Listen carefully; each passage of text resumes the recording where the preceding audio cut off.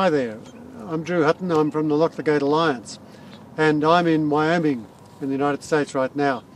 And right behind me there's what used to be a little community called Rawhide, and this community is just down the road from a coal mine.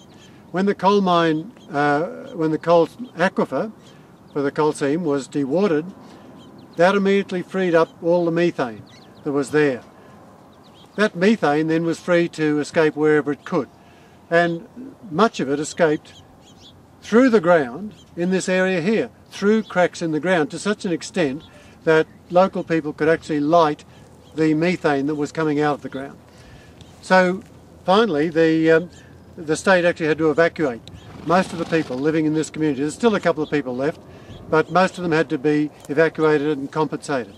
Now that's not a very different situation from what is happening in the Western Downs in Queensland and Australia. There it's coal seam gas that is actually dewatering the aquifer, which is, like here, fairly close to the surface, and that leaves the gas free to migrate where it can. Now, some of that gas is actually migrating through the ground. It's coming up in the Connemine River, it's coming up in people's bores, and undoubtedly, just like here, it's coming up through cracks in the ground. And people are being able to set their bores on fire. You can set the Connemine River on fire, and no doubt if you could find where the cracks in the ground are, where methane is emerging, you could do the same there.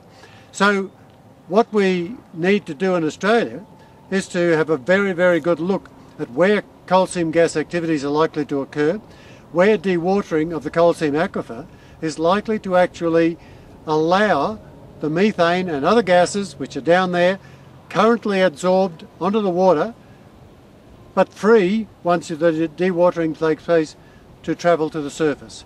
That will make this community or any other community which is subject to that degree of gasification a very, very unhealthy place to live.